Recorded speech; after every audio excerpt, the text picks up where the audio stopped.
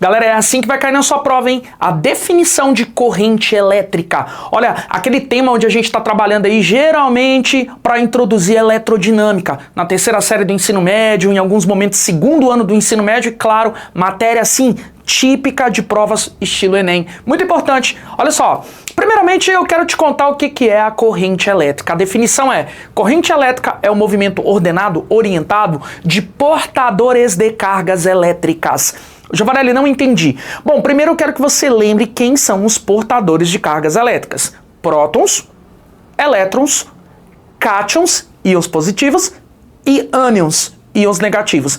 Esses são os elementos que são portadores de cargas elétricas.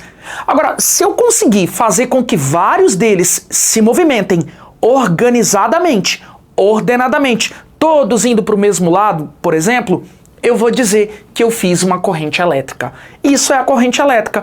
Então eu quero que você imagine um dos melhores exemplos.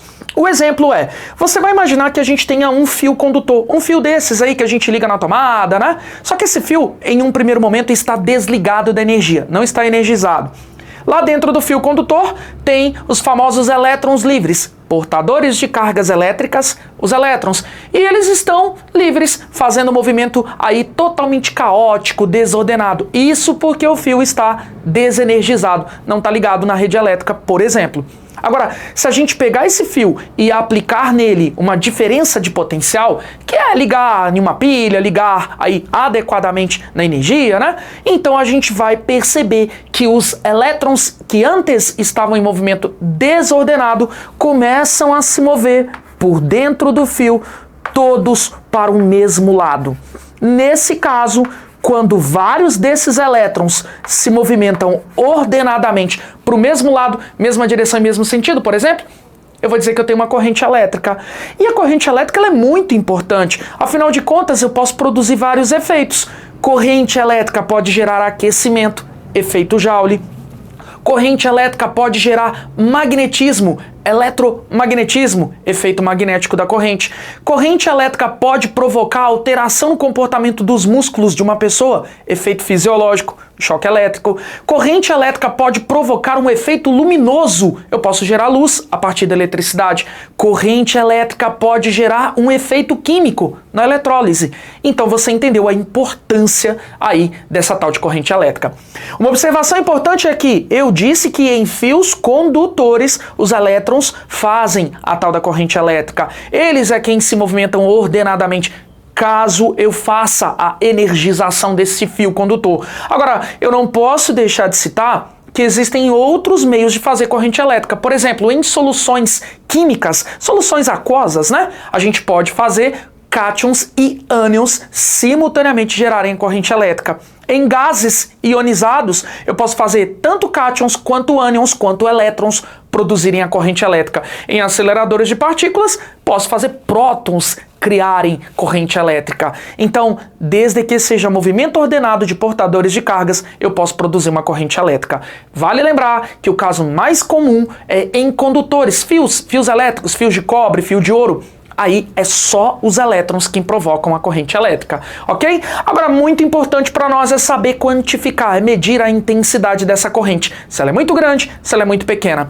E a intensidade da corrente elétrica, que a gente vai chamar de I, ela é definida pela razão entre a quantidade de carga elétrica em módulo que se movimenta ao longo de um certo intervalo de tempo. Isso aqui, muitas questões vão chamar para nós de intensidade média da corrente elétrica.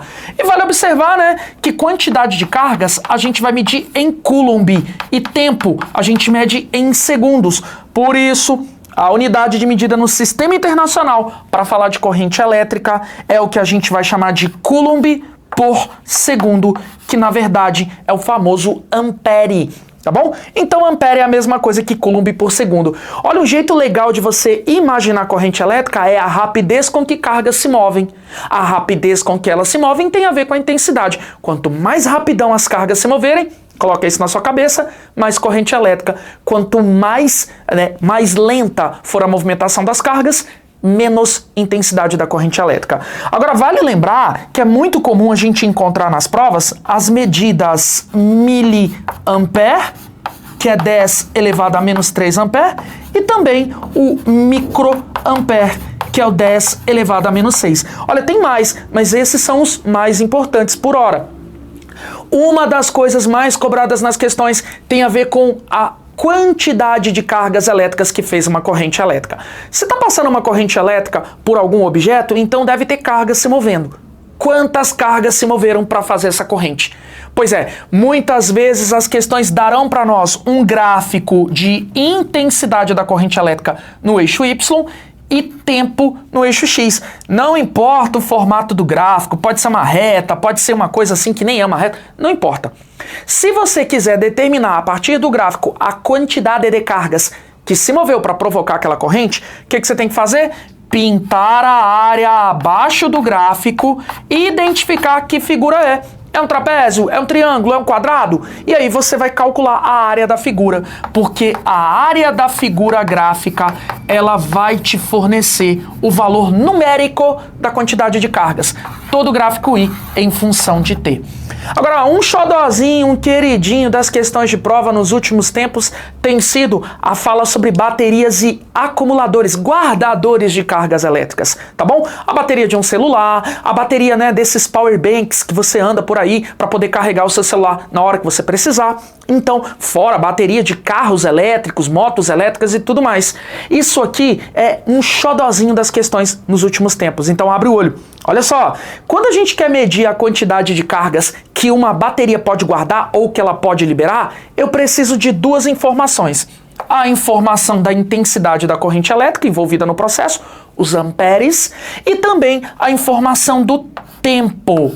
A partir do momento que eu tenho a informação de I e de ΔT, tempo que ela leva para guardar as cargas ou tempo que ela leva para descarregar, eu consigo descobrir qual é a quantidade de cargas total envolvida no processo.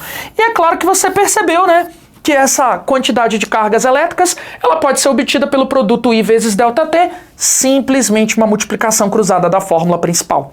Mas o mais interessante é saber identificar nas questões a unidade de medida para este Q. Porque o Q no sistema internacional é Coulomb, mas a maioria das questões traz outras unidades de medida, assim, um pouquinho fora do sistema internacional. Então você precisa saber identificar a unidade para carga. E as unidades para cargas, elas são do tipo miliampere-hora, ou ampere-hora, ou ampere-minuto. É sempre uma unidade de medida de corrente associada com uma unidade de medida de tempo. Então, leia a questão, identificou uma informação 60 mAh.